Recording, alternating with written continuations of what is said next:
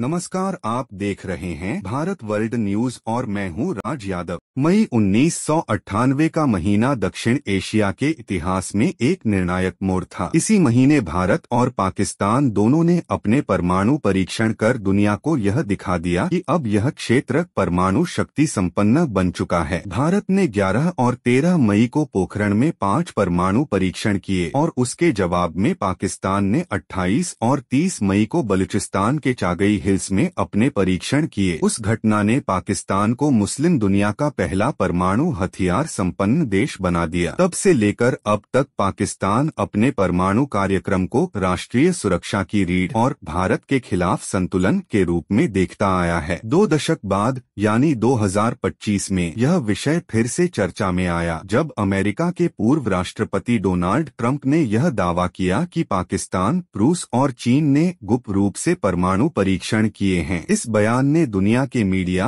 और रणनीतिक हलकों में हलचल मचा दी। क्या वाकई पाकिस्तान ने फिर से परीक्षण किया? अगर हाँ तो क्यों, और अगर नहीं तो इन अफवाहों के पीछे क्या सच्चाई है? यही सवाल आज दक्षिण एशिया की सुरक्षा और वैश्विक राजनीति के केंद्र में है। पाकिस्तान का परमाणु कार्यक्रम 1970 के दशक में शुरू हुआ। 1971 के भारत पाक युद्ध में हार और बांग्लादेश के अलग होने के बाद तत्कालीन प्रधानमंत्री जुल्फिकार अली भुट्टो ने घोषणा की कि पाकिस्तान घास खाकर भी परमाणु बम बनाएगा। 1974 में जब भारत ने पहला शांतिपूर्ण परमाणु विस्फोट किया तो पाकिस्तान के वैज्ञानिक अब्दुल कदीर खान ने अपने यूरोपीय अनुभव का उपयोग कर एक समान कार्यक्रम की नींव रखी। धीरे धीरे यह कार्यक्रम गुप्त रूप से बढ़ता गया और 1998 में जाकर उसने सफलता पाई। इन परीक्षणों ने पाकिस्तान को न केवल सामरिक आत्मविश्वास दिया बल्कि उसे इस्लामी दुनिया में भी शक्ति के प्रतीक के रूप में पेश किया। तब से पाकिस्तान ने पहला उपयोग फर्स्ट यूज की नीति को अपनाया, यानी अगर उसे लगे कि भारत से अस्तित्वगत खतरा है तो वह पहले परमाणु हथियार का प्रयोग कर सकता है। इसके उलट भारत की नीति नो फर्स्ट यूज की रही है। यह रणनीतिक असमानता हमेशा से दक्षिण एशिया की स्थिरता पर एक छाया की तरह मौजूद रही है। नवंबर 2025 में अमेरिकी मीडिया में डोनाल्ड ट्रंप का एक इंटरव्यू प्रसारित हुआ जिसमें उन्होंने दावा किया कि रूस, चीन और पाकिस्तान ने हाल ही में गुप्त परमाणु परीक्षण किए हैं। ट्रंप ने यह बयान तब दिया जब अमेरिका अपने सीमित परमाणु परीक्षण कार्यक्रम की बात कर रहा था। उनके इस दावे ने न केवल वाशिंगटन बल्कि इस्लामाबाद, बीजिंग और मॉस्को में भी हड़कंप मचा दिया। कुछ ही दिनों में सोशल मीडिया और अंतर्राष्ट्रीय मीडिया में खबरें फैल गईं कि पाकिस्तान के बलूचिस्तान क्षेत्र या अफगानिस्तान सीमा के पास कुछ असामान्य भूकंपीय गतिविधियां दर्ज की गई हैं। इन झटकों की तीव्रता लगभग 4.0 से 4.7 के बीच थी। कुछ विश्लेषकों ने कहा कि ये संभावित भूमिगत परीक्षण के संकेत हो सकते हैं, जबकि भूवैज्ञानिकों ने इन्हें स्वाभाविक भूकंपीय घटनाएं बताया। इसी दौरान कुछ सैटेलाइट इमेजरी वेबसाइट्स पर चागई हिल्स क्षेत्र की पुरानी साइट के आसपास गतिविधियों के फोटो भी सामने आए, जिससे अफवाहों को और बल मिला। हालांकि कोई भी तस्वीर निर्णायक प्रमाण नहीं दे सकी कि वहां कोई नया विस्फोट हुआ था। पाकिस्तान सरकार ने तुरंत इन दावों को झूठा और राजनीतिक रूप से प्रेरित बताया। विदेश मंत्रालय के प्रवक्ता ने बयान जारी कर कहा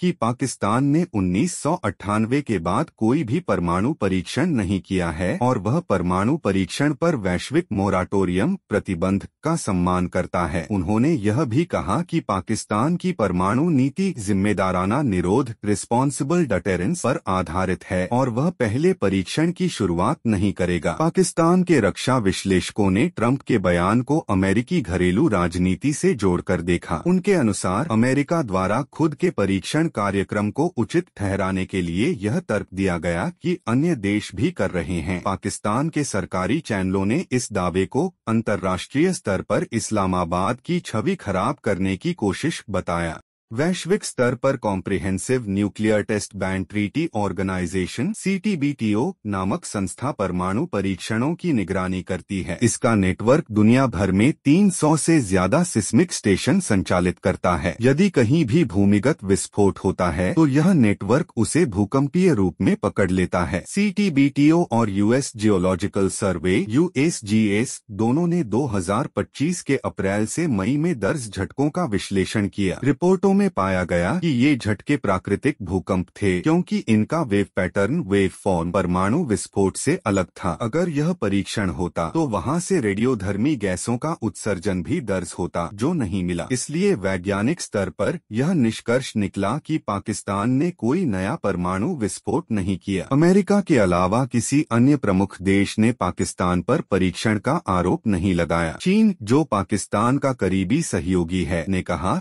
कि ये अफवाहें निराधार हैं। रूस ने भी ऐसी किसी घटना की पुष्टि नहीं की। भारत ने भी इस विषय पर आधिकारिक रूप से कोई टिप्पणी नहीं की। हालांकि कुछ भारतीय मीडिया रिपोर्टों में सावधानी बरतने की बात कही गई। संयुक्त राष्ट्र और अंतर्राष्ट्रीय परमाणु ऊर्जा एजेंसी IAEA ने भी इस मामले में चुप्पी साधे रखी। विश्लेषकों का कहना है कि अगर पाकिस्तान ने वास्तव में परीक्षण किया होता तो पश्चिमी देशों के उपग्रह और निगरानी प्रणालियां इसे तुरंत पकड़ लेती और तब राजनयिक स्तर पर इसकी बड़ी प्रतिक्रिया होती। ऐसा नहीं हुआ। दक्षिण एशियाई रणनीतिक मामलों के विशेषज्ञों का मानना है कि पाकिस्तान फिलहाल नए परीक्षण की स्थिति में नहीं है। देश की आर्थिक हालत कमजोर है, IMF से कर्ज ले रहा है और अंतर्राष्ट्रीय दबाव में है। ऐसे में वह परीक्षण कर अपनी आर्थिक राजनयिक स्थिति और नहीं बिगाड़ेगा। भारत और पाकिस्तान दोनों विश्वसनीय न्यूनतम निरोध क्रेडिबल मिनिमम डिटेरेंस की नीति पर चल रहे हैं। इसका मतलब है कि वे उतने हथियार और क्षमता बनाए रखेंगे जिससे दूसरा पक्ष आक्रमण करने से पहले 100 बार सोचे पर नई दौड़ न शुरू हो। परीक्षण करने का कोई सामरिक लाभ नहीं है,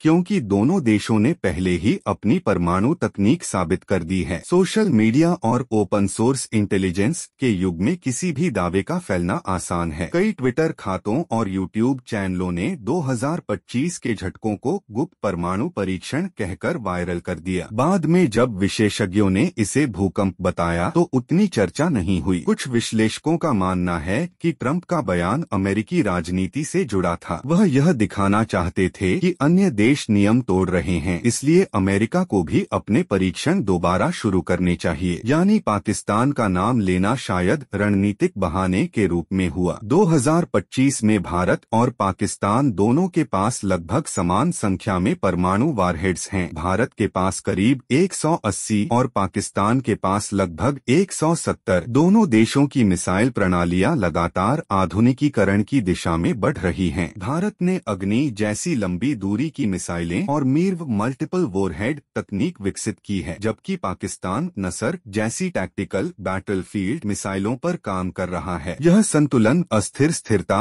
अनस्टेबल स्टेबिलिटी कहलाता है। यानी दोनों जानते हैं कि परमाणु युद्ध विनाशकारी होगा, इसलिए संघर्ष सीमित रखा जाता है, मगर किसी गलतफहमी या राजनीतिक दबाव में स्थिति बिगड़ भी सकती है। यही कारण है कि जब भी परीक्षण जैसी अफवाह आती है तो पूरा क्षेत्र सतर्क हो जाता है। पाकिस्तान अपने परमाणु हथियारों को भारत की परंपरागत सैन्य बढ़त का जवाब मानता है। उसका उद्देश्य है कि भारत बड़े पैमाने पर हमला न कर सके। हालांकि पाकिस्तान ने 1998 के बाद कोई परीक्षण नहीं किया, लेकिन उसने अपने हथियारों और मिसाइलों को तकनीकी रूप से बेहतर बनाया है। 2020 के दशक में पाकिस्तान ने चीन के साथ रक्षा सहयोग बढ़ाया, मिसाइल तकनीक में सुधार किया और अपनी परमाणु कमान को ज्यादा केंद्रीकृत बनाया। लेकिन 2025 में आर्थिक संकट और राजनीतिक अस्थिरता को देखते हुए उसके लिए किसी नए परीक्षण का जोखिम उठाना लगभग असंभव माना जाता है। 2025 का दशक ऐसा है जब सूचना युद्ध वास्तविक हथियारों से भी ज्यादा प्रभावी हो चुका है। एक ट्वीट, एक बयान या एक वीडियो क्लिप अंतर्राष्ट्रीय बहस का कारण बन सकता है। ट्रंप का बयान इसी सूचना युद्ध का हिस्सा बना। मीडिया ने इसे बढ़ा चढ़ाकर प्रस्तुत किया, लेकिन जैसे जैसे वैज्ञानिक और विशेषज्ञ तथ्य सामने लाते गए, कहानी का रंग फीका पड़ गया। इसके बावजूद यह घटना यह दिखाती है